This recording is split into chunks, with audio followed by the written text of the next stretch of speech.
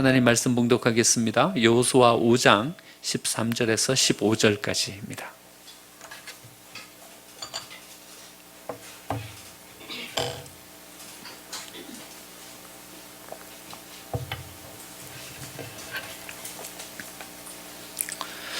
오늘 우리에게 주신 하나님의 말씀은 여호수아 5장 13절에서 15절까지입니다.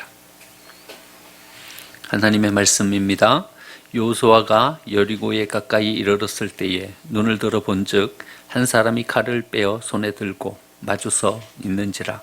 여호수아가 나아가서 그에게 묻되 너는 우리를 위하느냐 우리의 적들을 위하느냐 하니 그가 이르되 아니라 나는 여호와의 군대 대장으로 지금 왔느니라 하는지라. 여호수아가 얼굴을 땅에 대고 엎드려 절하고 그에게 이르되 내 주여 종에게 무슨 말씀을 하려 하시나이까. 여호와의 군대 대장이 여호수아에게 이르되 내 발에서 신을 벗으라 내가 선 것은 거룩하니라 하니 여호수아가 그대로 행하리라. 아멘. 옆에 계신 분들과 함께 인사 나누겠습니다. 은혜의 자리에 잘 오셨습니다. 은혜의 자리에 잘 오셨습니다. 우리 6월 달에요. 이렇게 한번 말씀의 주제를 가지고 한번 생각해 보겠습니다. 우리 존재라는 것이 얼마나 중요한가. 직함보다 우리 존재가 더 중요하다. 한번 생각해 봤고요. 두 번째 주에 그럼 우리는 어떤 존재냐? 우리는 예배하는 존재다. 이렇게 생각해 봤어요. 우리의 삶을 더 행복하게 만드는 것은요, 우리의 직함이 아니라 우리의 존재예요. 우리가 어떤 존재로 세워지는가 하는 것이 우리를 훨씬 더 행복하게 만들어가는 거죠. 우리가 하나님을 찬양하는 자로 설 때요, 우리는 하나님께서 우리를 창조해 놓으신 그 목적대로 우리의 삶을 세워갈 수 있어요. 그런데요, 우리가 찬양하지 못하는 이유가 있다 그랬어요. 우리는 왜 찬양 못해요? 왜 찬양을 안 하냐 하면요, 우리 마음 가운데 생긴 불평 때문에 우리는 찬양하지 않아요.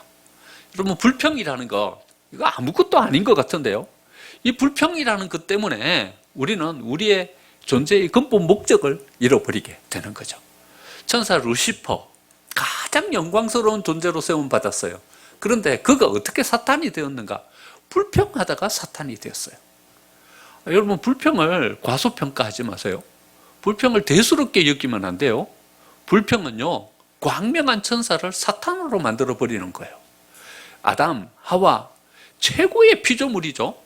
하나님께서 하나님의 형상을 따라서 가장 복된 피조물로 아담과 하와를 지으셨어요. 그런데 아담과 하와가요, 하나님께서 주신 이 모든 은혜를 다 잊어버렸어요. 다 놓쳐버렸어요.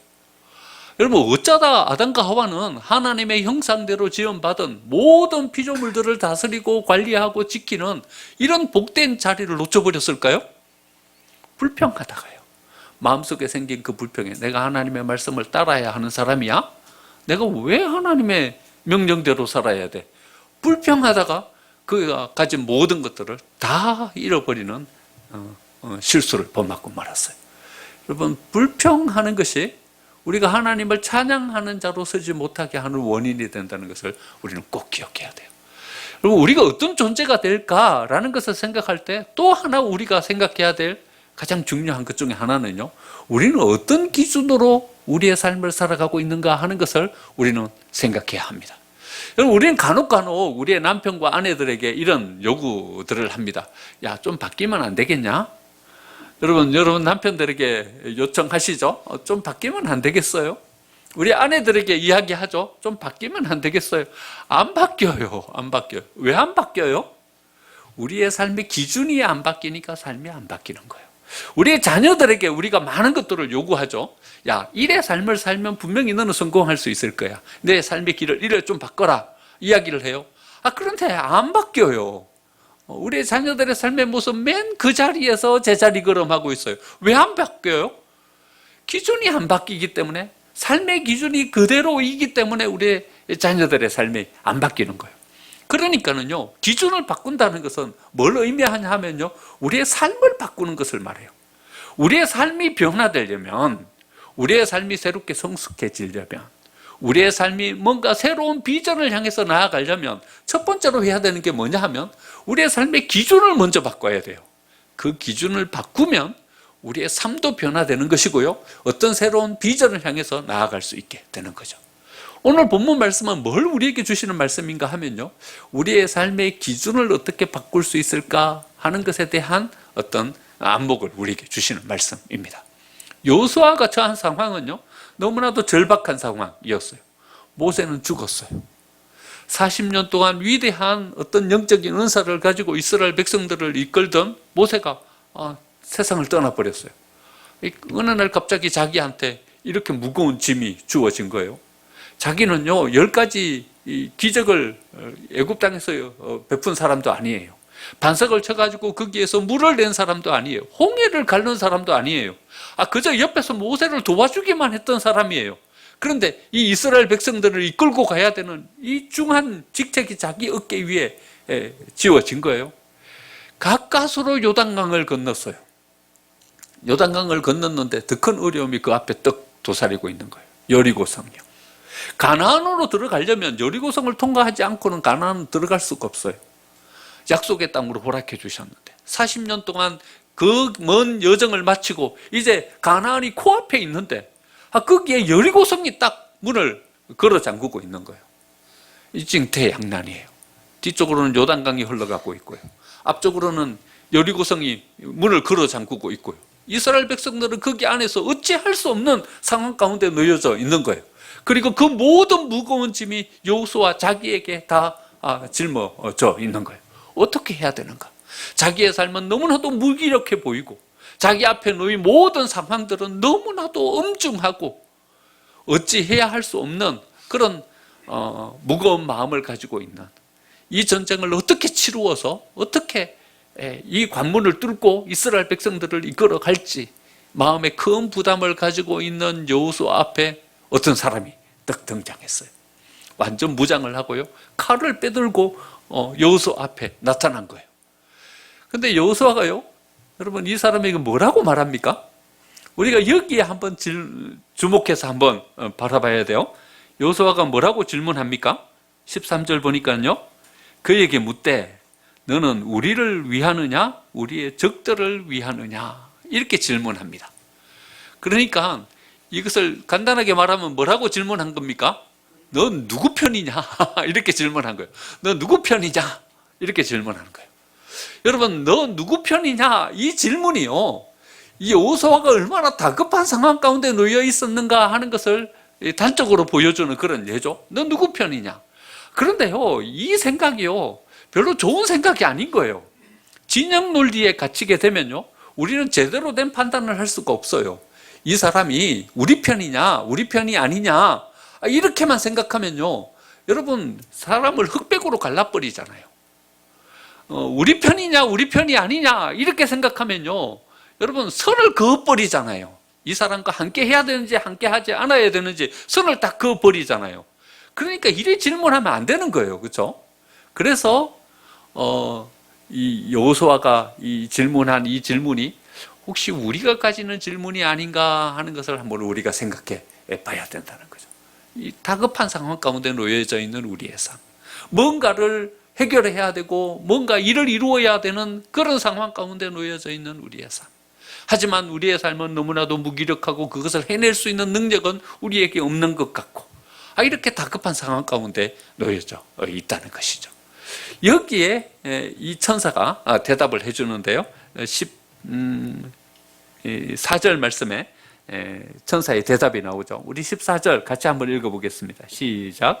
그가 이르되 아니라 나는 여호와의 군대 대장으로 지금 왔느니라. 여기까지만요. 뭐라고 대답하냐 하면요, 아니라 나는 여호와의 군대 대장으로 지금 왔느니라 이렇게 이야기합니다. 이 천사의 대답에요, 두 가지 대답을 해주고 있는 거죠. 넌 누구 편이냐 이렇게 질문하는 여호수아에게 천사가 두 가지로 대답합니다. 여러분 뭐하고가 두 가지 대답입니까? 그가 이르되 아니라 나는 여호와의 군대 대장으로 지금 왔느니라. 여러분 두 가지가 발견되십니까? 두 가지가 발견되십니까? 흔히 우리가 놓쳐버리기 쉬운 단어가 한 단어 여기 있어요. 어떤 단어인가 하면요, 아니라 이 말이에요. 아니라. 첫 번째 대답이에요. 천사의 첫 번째 대답, 아니다. 이 말은 무슨 말씀인가 하면요, 너 질문 그거 잘못됐다. 이 대답인 거예요. 네 질문 나한테 잘못하고 있는 것이다. 이렇게 대답했다는 것이에요. 여러분, 아군이냐 적군이냐, 이 질문이 잘못됐다는 거예요.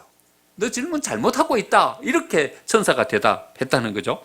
여러분, 사람의 관계라는 것이 그렇지 않죠. 어떤 부분이 우리한테 맞고 어떤 부분은 맞지 않고 그런 것이지, 여러분, 이 사람이 좀 우리한테 안 맞는 몇몇 가지가 있다고 해가지고 이 사람은 우리의 적이에요? 적이 아닌 거죠. 그렇죠? 몇몇 가지가 이 사람이 나한테 안 맞는 것 뿐인 것이죠. 여러분, 어떤 사람을 대할 때 좀 마음이 잘 통하는 몇몇 가지가 있어요.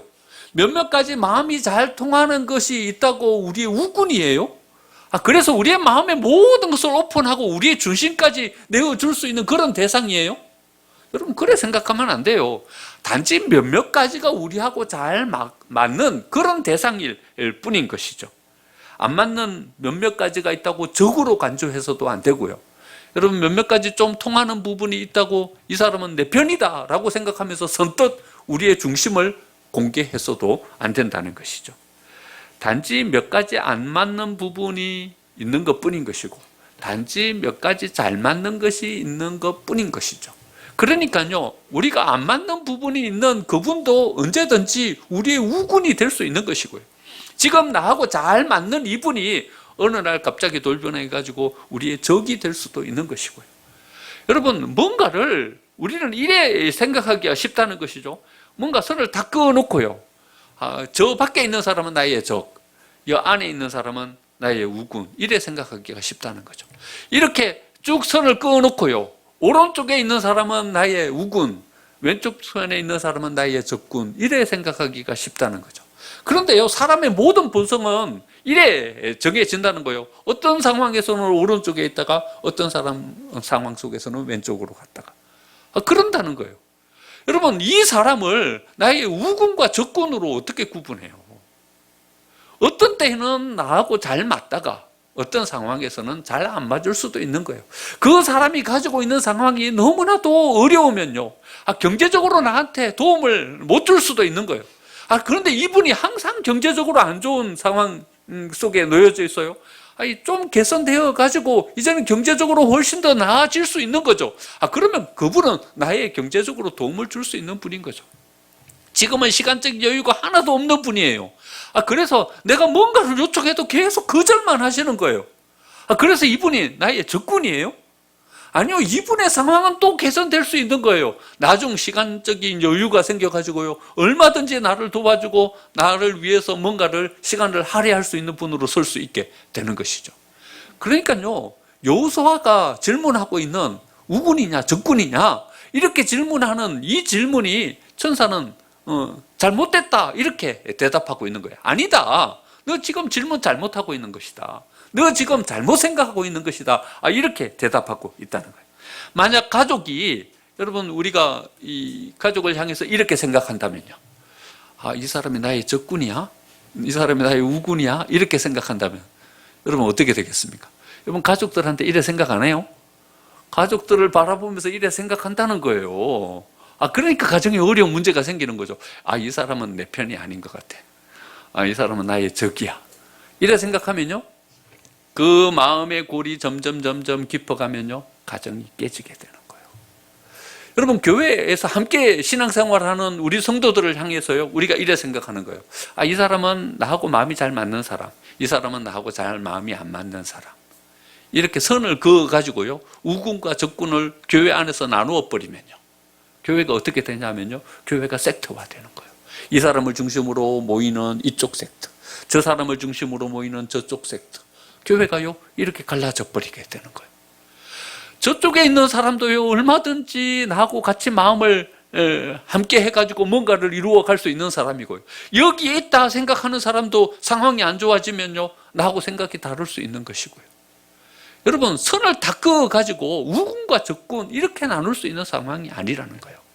여호수아를 향하여서 내 생각의 지평을 좀 더 넓혀라. 네가 가지고 있는 사고를, 단순한 사고를 좀 더 다양한 사고로 바꾸어라. 그렇게 천사는 여호수아에게 이야기하고 있는 거예요.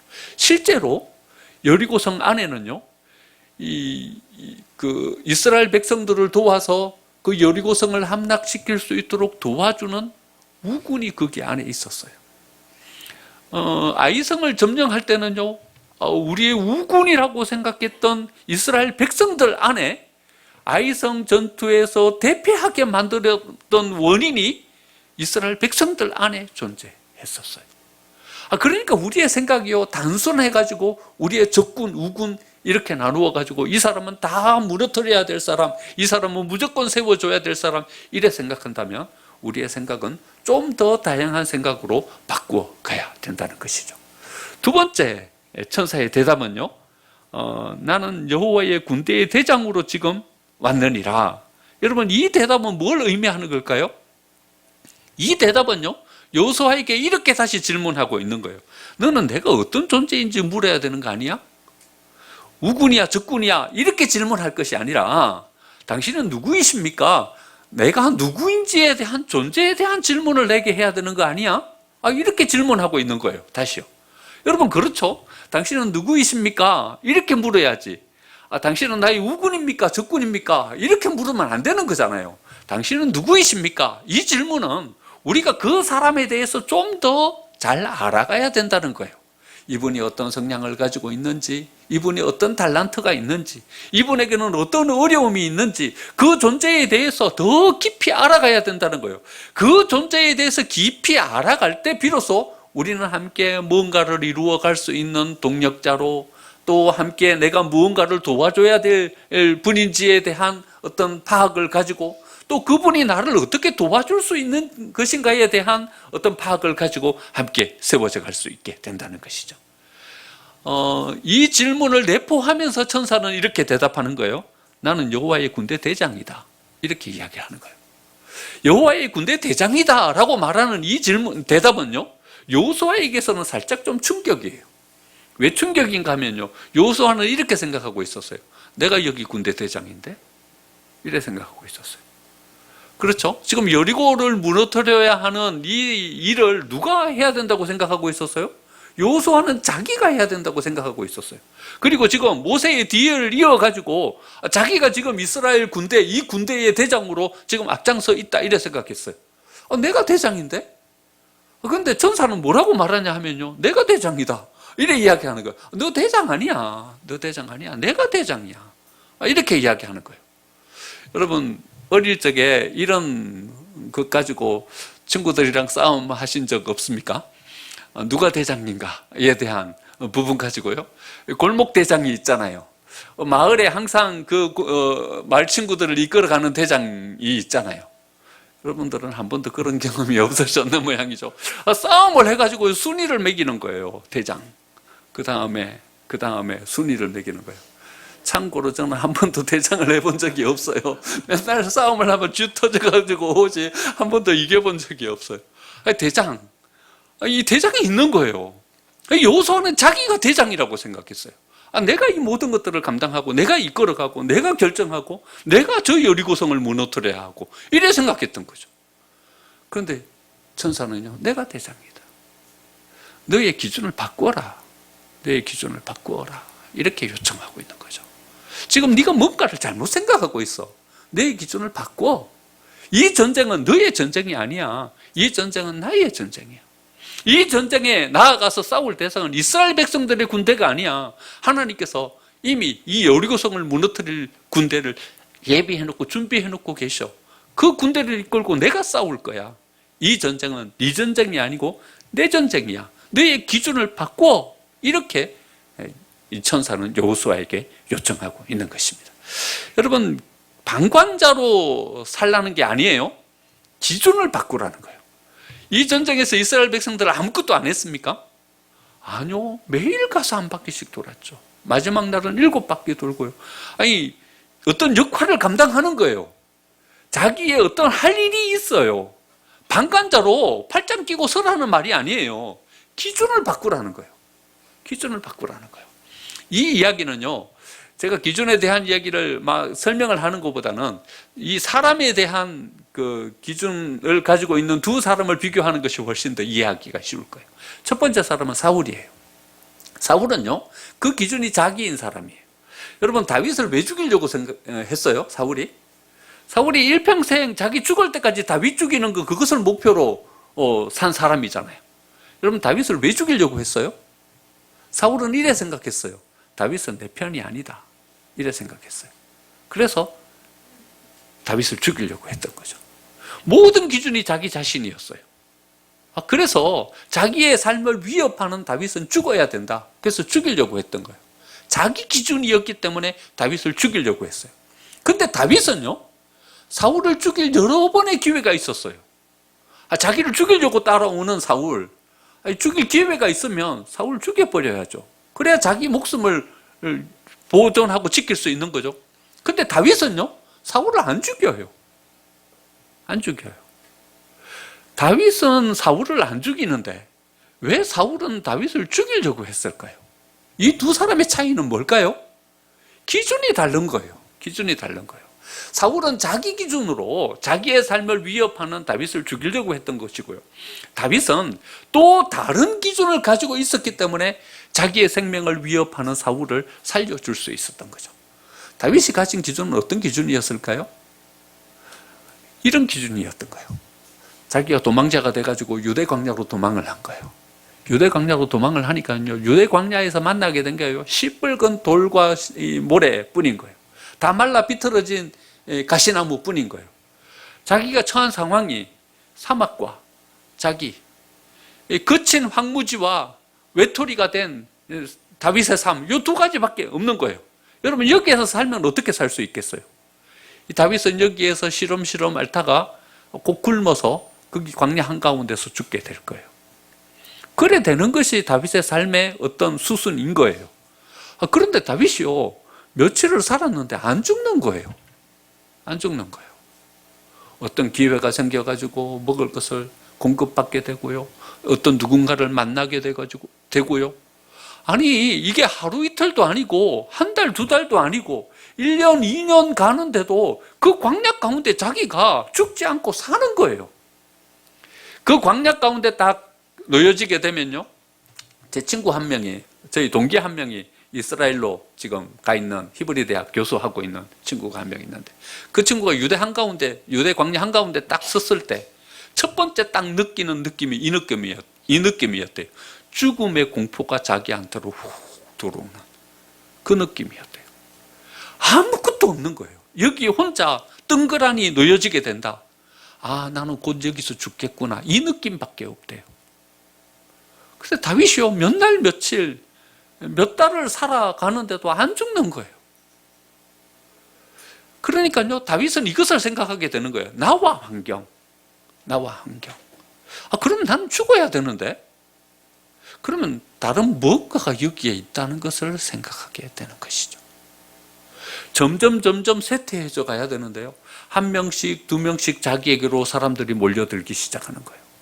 그래가지고 얼마 지났는데요, 자기를 따르는 휘하의 사람들이 600명이 넘었어요. 점점 여기서 쇠퇴해져 가지고 점점 시들어져 가야 되는데 자기의 삶이 거기에서 점점 세워지는 거예요. 세력이 형성이 되고요, 자기를 따르는 사람들이 거기 생기게 되는 것이고요, 여기서 뭔가가 이렇게 세워지고 이루어져 가는 거예요.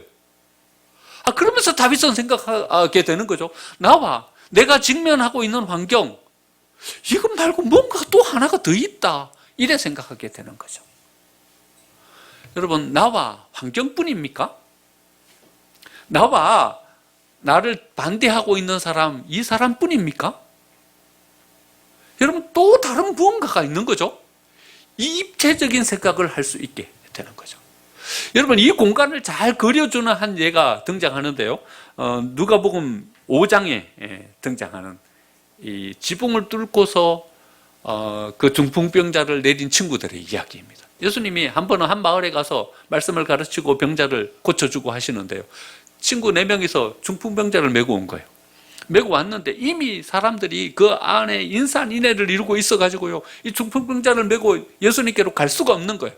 사람들에게 좀 비켜달라고 요청을 했어요. 근데 사람들이 아무도 안 비켜주는 거예요. 왜 안 비켜주냐 하면요, 이 중풍병이 걸렸다 그러면 이 사람은 죄지어서 그런 거예요. 이스라엘 백성들의 어떤 관념이에요. 사고는 어떤 사고인가 하면요, 이 사람이 병이 걸렸다 그러면 그 사람은 죄지어서 그렇다, 이렇게 생각한 거예요. 못 고치는 병이다. 나병이 걸렸다. 그러면 이 사람은 정말 무거운 죄를 지었다. 중풍병이 걸렸다. 우리는 모르지만 이 사람은 정말 하나님께 저주받을 어떤 죄를 지었기 때문에 이 질병이 왔다 생각하는 거예요. 야, 죄인한테 뭔 길을 양보해줘? 뭘 요구해? 섞어줘, 저쪽으로. 이래 생각하고 있었던 거예요. 아무도 길을 안 열어주는 거예요. 여러분, 상황이 어때요? 우리는 가려고 하는데 길을 막는 사람들, 친구들의 입장에서 볼 때요, 이 중풍병자를 데리고 예수님께 가야 되는데 이 길을 안 열어주는 사람들, 이것밖에 안 보이는 거예요. 보통 사람들이 바라보고 있는 어떤 평면적인 도식인 거죠. 2차원적인 생각인 거죠. 나와 대상, 이 두 대상밖에 못 보는 거예요. 그런데 이 중풍병자를 메고 간 친구들은요, 또 다른 안목을 가지게 되는 거예요. 지붕으로 올라가서 지붕을 뚫고 거기에서 이 병자를 달아내린 거죠. 그 병자를 보고서 예수님이 이렇게 칭찬해 주셔요. 예수께서 그들의 믿음을 보시고 이러시되. 저는요, 여기에서 이것을 봤어요. 예수님이 칭찬해 주신 이 믿음은 어떤 믿음일까? 어떤 믿음일까? 자기 친구를 사랑하는 사랑의 믿음을 예수님께서 칭찬해 주신 걸까? 아니면 포기하지 않는, 지붕까지 올라가가지고 지붕이라도 뜯고 그 친구를 달아내리는 이 열정적인 어떤 믿음을 칭찬해 주신 걸까? 아마 예수님이 칭찬해 주신 것은 평면적이지 않은, 그들이 맞닥뜨린 그 환경이라는, 그들의 길을 막아서고 있는 여러 군중들이라는 그것만 바라보고서 거기서 실험하지 않고 또 다른 길을 낸 그 입체적인 믿음, 그것을 예수님께서 칭찬해 주신 것이다. 그러니까요, 기준을 바꾸는 거예요. 다른 안목을 가지는 거예요. 다른 무엇이 있다 생각하는 거예요. 다윗이 바라본 나와 환경, 이것 말고요, 또 다른 하나의 지점을 두는 것이죠. 여러분, 나와 환경, 이것 말고 또 하나의 뭔가를 두려면 여기에 꼭지점을 찍어야죠. 그래야 이 평면이 3차원이 되는 거죠. 그렇죠? 여러분, 꼭지점을 찍으려면 여기에 누군가 존재해야 되잖아요. 이 존재가 누구예요? 다윗이 발견한 이 존재가 누구예요? 하나님이신 거죠. 나와 광야, 이 광야만 있는 것이 아니라 나와 광야, 이 사이에 하나님이 계신다는 것을 다윗은 발견한 거예요. 나와 나를 죽이려고 하는 사울, 이 두 대상만 있는 것이 아니라 여기 속에서 나를 보호하고 지켜주시는 하나님, 이분이 계신다는 것을 여기서 발견하게 되는 것이죠. 그래서 다윗은 이 평면적인 2차원적인 사고가 아니라 여기에 한 분 더 계신 하나님이 계신다는 것을 발견하게 된 거죠. 이 하나님을 발견하고 썼더니요, 다윗은 모든 것을 포기하고 자기 중심을 내려놓고 이분을 향해서 나아갈 수밖에 없었던 거예요. 왜냐하면 절망적인 상황 가운데서 자기를 지켜주시는 하나님의 은혜를 체험했기 때문에, 도저히 여기서 설 수 없는 그런 환경 가운데서 다윗을 세워주시는 강력한 권능과 파워를 가진 하나님을 발견했기 때문에 그런 것이죠. 그래서 우리는요, 항상 이 관계 속에서 또 다른 한 분, 이분을 생각할 수 있어야 되는 것이죠. 여러분, 우리 남편 이야기를 했는데요, 우리 아내들은 남편에게 이런 요구들을 해요. 시어머니와 나 둘 사이에 당신의 길을 정하라고 이래 요구를 해요. 내 편이야, 시어머니 편이야, 정해. 이렇게 남편에게 요구를 하죠. 아이들하고 관계 속에서도 또 이렇게 이야기해요. 가만히 보니까 내 편이 아닌 것 같아. 아이들 편이야, 내 편이야, 빨리 정해. 이렇게 요구를 해요. 그런데 입장이 분명치가 않죠, 남편들이요. 가만히 보니까는요, 내 편이 아니에요. 시어머니 편이야. 내 편이 아니고 아이들 편이야. 그래갖고 이름이 붙여진 거예요. 어떻게 붙여졌어요? 남편. 이렇게 이름이 붙여진 거예요. 그래서 남편은 왼수인 거예요. 왼수. 네. 직장에 가서 직장 상사를 만났는데요, 직장 상사는요, 도무지 우리들의 상황이나 환경에는 관심이 없어요. 어떻게 쓰든지 회사에 이윤을 내려고 하는 것, 거기에밖에 관심이 없어요. 직장 상사가 미워지는 거예요. 관계가 어려워지는 거예요. 동료들이라고 있는데요, 그 동료들은 다 경쟁 대상들이에요. 서로 진급하려고 난리야. 우리 같은 동기들끼리 모여서는 이런저런 얘기를 하다가는 자기 속으로는 또 다른 꿍꿍이 어떤 계획을 가지고 서는 거예요. 직장 상사를 몰래 찾아가서 만나는 것을 보는 거예요. 다 경쟁의 대상들인 거예요. 여러분, 우리가 처하는 살아가는 환경이라는 것이 이런 환경이지 않습니까? 나와 나를 힘들게 만드는 대상, 나와 내가 헤쳐가야 될 모든 환경, 이것밖에 우리 눈에 보이지 않지 않습니까? 그런데요, 이 2차원적인 도시 가운데서는요, 그리스도인으로서 살아갈 답이 없는 거예요. 여러분, 이 경쟁 사회 속에서 우리가 어떤 포지션을 취해야 돼요? 이 경쟁에서 양보하고 져야 돼요? 네가 먼저 진급해. 네가 먼저 더 나은 이윤을 가지고서 양보만 해야 돼요? 점점 우리는 추락하는 인생을 살아야 돼요? 아니면요, 다른 사람을 짓밟고 올라가서 내가 거기에서 승리하는 사람을 살아야 돼요? 2차원적인 도식에서는요, 그리스도인의 삶으로서 어떤 삶을 살아야 되는지 답을 찾을 수가 없어요. 어떤 안목을 가지고 서야 되냐 하면요, 2차원 여기에 머무는 것이 아니라 하나님께서 우리에게 허락해 주시는 또 다른 차원, 하나님의 그 안목과 하나님의 그 기준을 가지고 서야 되는 거예요. 여호수아에게 이야기하는 거예요. 네가 대장이 아니다. 이건 네 싸움이 아니다. 이건 내 싸움이다. 내가 싸워서 내가 이 성을 무너뜨릴 테니까 너는 여기에 또 다른 기준을 가지고 나의 조력자로 여기에 서라. 우리에게 그렇게 요청하고 계시는 거죠. 이 기준을 바꾸고 하나님 앞에 서면요, 우리는 거기에 엎드리게 되는 거예요. 여러분, 여호수아가 어떻게 했어요? 14절 보니까는 여호수아가 얼굴을 땅에 대고 엎드려 절하고. 여러분, 기준을 바꾸고 주님을 제대로 만나면요, 우리는 거기 엎드리게 되는 거예요. 그런데요, 이게 뭐냐 하면요, 이게 예배인 거예요. 이게 예배인 거예요. 여러분, 우리가 제대로 엎드리지 않고 기준을 바꾸지 않고 예배하면요, 우리는 찬양하지만요, 그 찬양은 자기 위안의 노래밖에 안 되는 거예요. 기도하지만요, 자기가 얻고 싶은 자기 주장의 소리밖에 안 되는 거예요. 말씀을 듣지만요, 그 말씀은 자기를 합리화시키기 위한 수단밖에 되지 않는 거예요. 우리가 제대로 엎드리지 않기 때문에 그래요. 우리의 중심이 이동하지 않았기 때문에 그래요. 우리의 기준이 명확하게 세워져 있지 않기 때문에 그래요. 자기 기준, 자기 중심 가지고 서기 때문에 자기 중심으로 모든 것을 바라볼 수밖에 없게 되는 거죠. 그런데 엎드리고 서면요, 기준을 바꾸고 서면요, 이제는 뭐가 보이냐 하면요, 하나님의 말씀이 들려지게 되는 것이고요, 하나님이 우리에게 허락해 주시는 은혜가 거기서 보이게 되는 거죠. 그게 뭐냐 하면요, 신을 벗는 거예요. 15절에 이렇게 말하죠. 여호와 군대 대장이 여호수아에게 이르되 내 발에서 신을 벗어라. 내가 선 곳은 거룩하니라. 신을 벗는 거예요. 신을 벗는 게 뭐예요? 제가 지난번에 한번 말씀드린 적이 있죠. 자기 주권을 내려놓는 거예요. 제가요, 고등학교 졸업하고 난 다음에 아버지가 저한테 신을 사주셨어요. 아버지도 신지 못하셨던 고급 구두를 저한테 사주셨어요.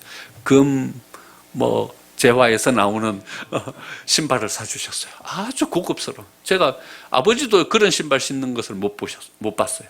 저한테 졸업 선물로 그 신발을 사주셨어요.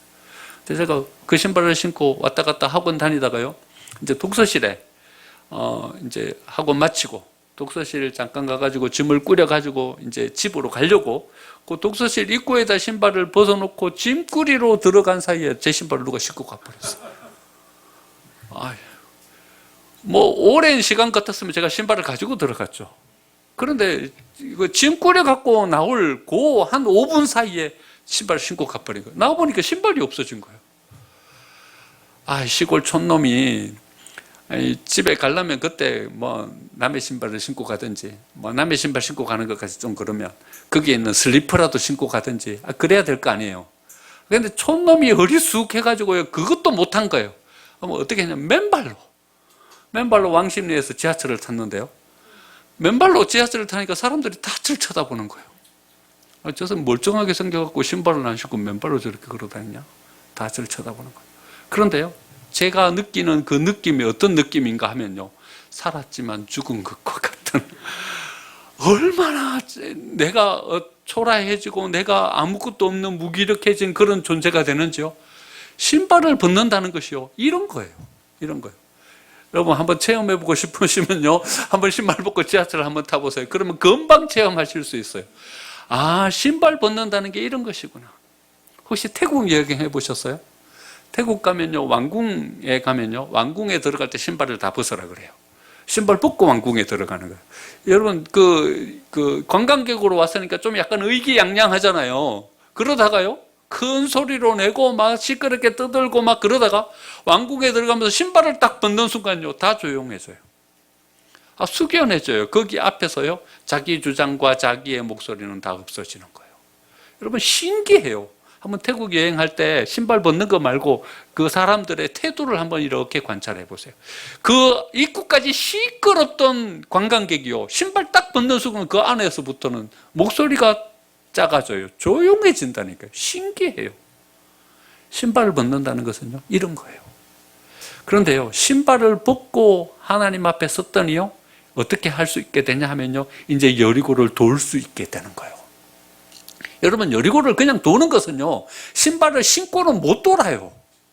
신발을 신고는 못 돌아요. 왜냐하면요, 자기 주장이 생기는 거예요. 야, 이런다고 여리고가 무너지냐? 자기 생각이 있는 거예요. 야, 여리고를 점령하려면 밑에 땅굴을 파야지, 땅굴을. 자기 생각이 있으면 여리고는 못 돌아요. 그런데요, 신발을 벗고 나니까 돌 수 있게 되는 거예요. 돌았더니 어떻게 됐어요? 여리고성이 무너지는 거예요. 여리고성이 무너졌다는 것은요, 단지 여리고성이 무너진 것을 넘어서서 이 가나안으로 향해 가는 문이 열리는 거예요. 여러분, 인생의 문이 안 열리세요? 안 열리는 이유는요, 우리가 신발을 벗지 않았기 때문에 그래요. 우리의 기준이 바뀌지 않았기 때문에 그래요. 우리의 중심이 이동하지 않았기 때문에 그래요. 신발 벗고 우리의 중심을 이동시키고 우리의 기준을 바꾸면요, 여리고가 무너지고요, 우리의 인생의 문이 열리게 되는 것입니다. 여러분, 전쟁과 같은 삶을 살고 계시지 않으십니까? 여러분들 앞에 놓여진 환경이 너무나도 엄중해서 여러분 가슴이 떨리고 있지 않으십니까? 그렇다면 여러분, 하나님 앞에 여러분들의 기준을 바꾸십시오. 그러면 우리가 우리의 삶의 대장이 아니라 하나님께서 우리의 군대 대장이 되셔서 우리의 삶을 승리의 삶으로 이끌어 주실 것입니다. 그런 존재로 세워질 때 우리의 삶은 가치 있고 의미 있는 존재로 우리의 삶을 살아갈 수 있게 될 것입니다. 우리 생명샘교회가, 우리 모든 성도들이 이번 한 주 하나님을 우리의 삶의 대장으로 모시고 하나님께서 우리에게 허락해 주신 승리의 삶을 체험하는 저와 여러분의 삶이 되시기를 간절히 축원드립니다. 아멘.